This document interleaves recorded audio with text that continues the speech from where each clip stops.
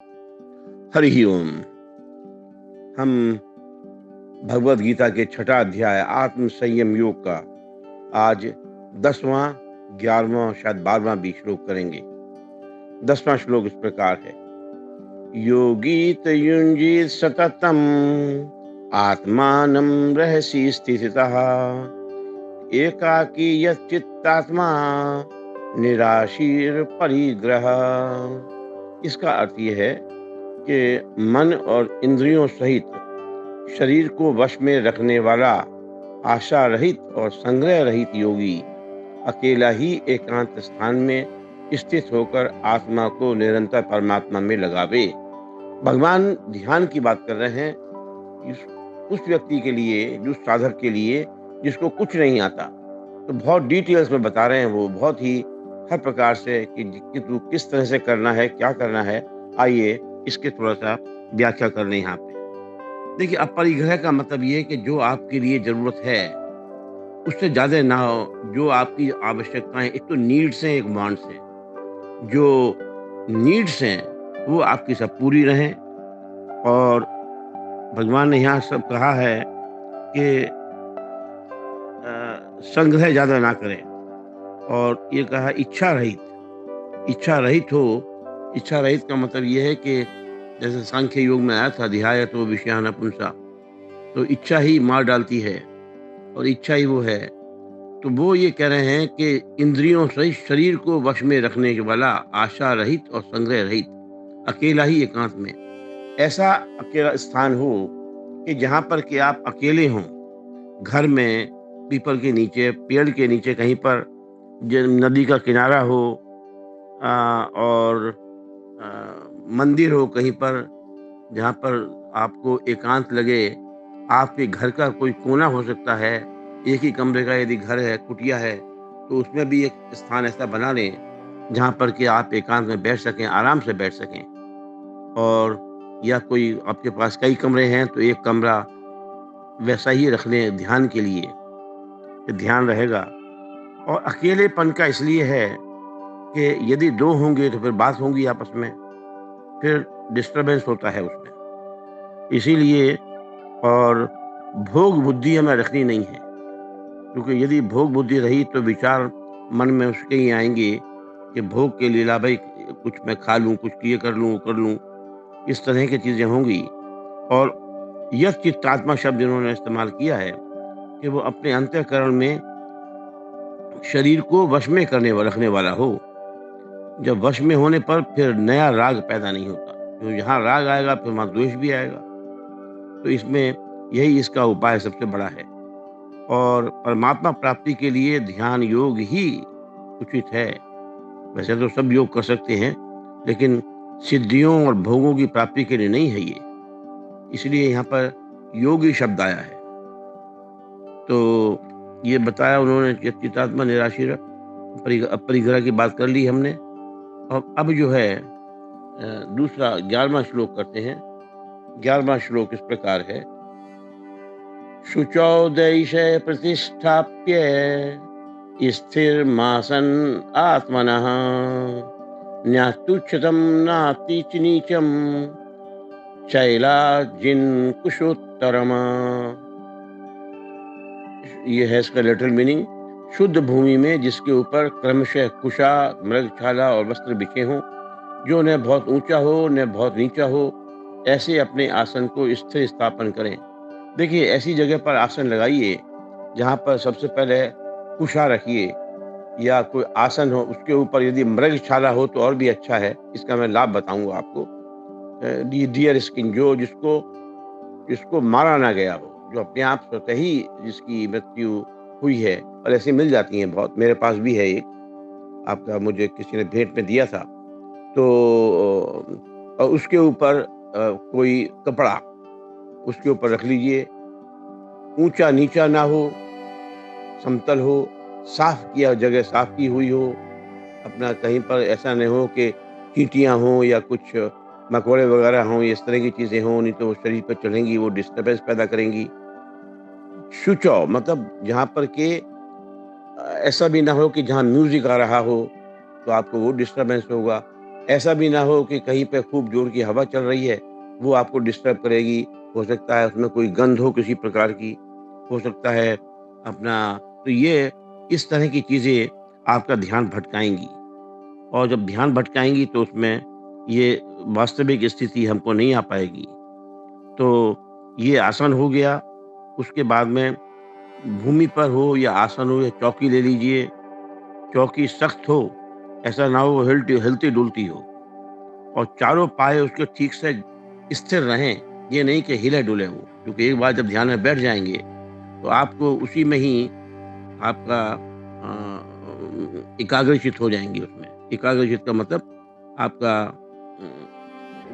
Deep meditation में चले जाएँगे। 12वाँ इस प्रकार है, तत्रैकाग्रं मनः कृत्वा यत् चित्तेन्द्रियक्रियः उपविश्यासने युञ्ज्यात् आद्योग आत्मविशुद्धये। उस आसन पर बैठकर चित्त और इंद्रियों की क्रियाओं को वश में रखते हुए मन को एकाग्र करके अंतःकरण की शुद्धि के लिए योग का अभ्यास करें। आइए इसको समझ लें क्या है इसमें। भगवान कह रहे हैं उपविशया। देखिए उस बिछाए हुए आसन पर जिसपे हैं आप या तो सिद्धासन लगाइए या पद्मासन लगाइए या आपका सुखासन भी बैठ सकते हैं, उसमें भी बैठ सकते हैं। जो आसन आपको आराम से सुख दे सके, बीच में डिस्टर्ब ना करे और सुखपूर्वक आप बैठ सकें, उस आसन पर बैठ जाना चाहिए। आसन के विषय में ऐसा आया है कि जिस किसी आसन में बैठें, देखिए लगातार आप धीरे-धीरे अभ्यास हो जाएगा। जब 3 घंटे आपके हो जाएँ बगैर हिले-डुले, तो आपकी आसन सिद्धि हो गई। आसन सिद्धि 3 घंटे तक होनी चाहिए, ये आ जाएगी। इसमें ये नहीं है कि ये असंभव है, इम्पॉसिबल नहीं है। बहुत बस बैठने का प्रयास करना है आपको, ये नहीं कि शुरू में ही आप 3 घंटे बैठे, लेकिन ये है कि इस प्रकार बैठना है कि 3 घंटे जब एक बार 3 घंटे बैठ गए, बस अब आपका ये आसन सिद्ध हो गया है। और जब आसन सिद्ध हो जाता है, तो आपको बहुत सारी चीज़ें, मन की चंचलता, आपका ये सब आपकी समाप्त हो जाएँगी। शरीर स्थिर होने लगेगा और जब शरीर की चंचलता, ये तमाम क्रिया मन को स्थिर रखने नहीं देती फिर, यदि इस तरह का होता है तो। ध्यान के समय शरीर का स्थिर रहना, स्टेबल रहना बहुत ही आवश्यक है। इसमें दो राय नहीं है। फिर लिखा एकाग्रम मनः कृत्वा। देखिए मन को एकाग्र करें, कंसंट्रेट करें। अर्थात मन में जो है संसार के चिंतन को बिल्कुल मिटा दें। उसके लिए ऐसा विचार करें कि अब मैं ध्यान करने के लिए आसन पर बैठा हूँ।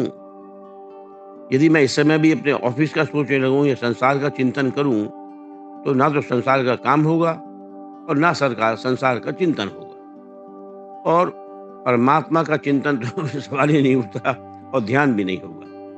इस तरह दोनों ओर से समाप्त, ना तो ध्यान हुआ ना संसार का काम हुआ और ध्यान का समय बीत जाएगा। ऐसे में संसार का चिंतन नहीं करना है, बल्कि अपने मन को परमात्मा में ही लगाना है।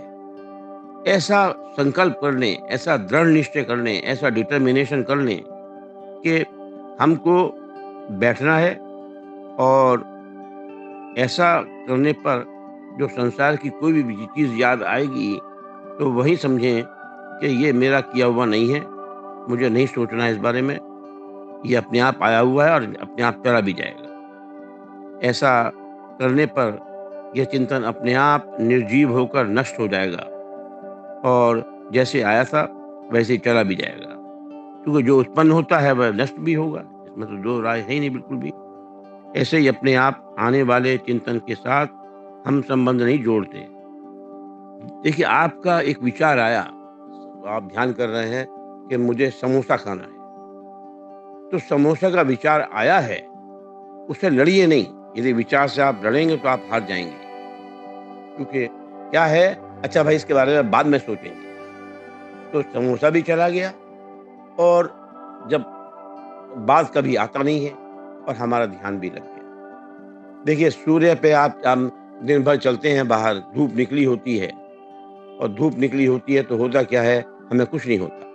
लेकिन यदि मैं आपका हाथ पकड़ूँ और एक कॉनकेव लेंस लेकर छोटा-सा आपके हाथ को पकड़ के सूर्य की किरणों को कंसंट्रेट करूँ आपके हाथ पे, तो आप हाथ हटा लेंगे एकदम से वो जल जाएगा। आप कभी एक्सपेरिमेंट करके देखिए, पेपर करिए थोड़े से कॉनकेव लेंस से छोटे से ही और वो जो तो किरणें इतनी फ़ोकस हो जाएँगी, इतनी हीट पैदा कर देंगी, उसी प्रकार से हमारा मन है। हमारा मन तमाम भाग रहा है, इधर से उधर, उधर से उधेड़-बुन लगी हुई है। तो क्या हुआ जब आपने कंसंट्रेट किया कि अब हमको एक चीज़ पर स्थिर रहना है, तो इसीलिए पतंजलि योग में कहा गया है, जो अष्टांग योग है, यम, नियम, योगासन, प्राणायाम, प्रत्याहार, धारणा, ध्यान, समाधि। तो जो आखिर के 3 हैं, धारणा, ध्यान, समाधि। धारणा मतलब कंसंट्रेशन। उससे जब आप एक विचार पर रहे तो वो मेडिटेशन हो गया। अभी 50 विचार चल रहे थे, 20 हुए, फिर 5, 4, 3, 2, 1 रह गया और उसी पर आप ड्वेल कर रहे हैं। इसके बारे में मैं आपसे चर्चा करूँगा, शायद हो सकता है कल करूँ, कि किस प्रकार से है, तो वो मेडिटेशन है और फिर वो भी समाप्त हो गया तो समाधि है। समाधि लोग आप गलत मत समझ लीजिएगा कि आदमी मर गया तभी समाधि है। आज इतना ही। आपके हृदय में बैठे हुए परमपिता परमात्मा को मैं सादर पूर्वक, प्रेम पूर्वक प्रणाम करता हूँ, हाथ जोड़कर। मेरा प्रणाम स्वीकार करें। हरि ओम।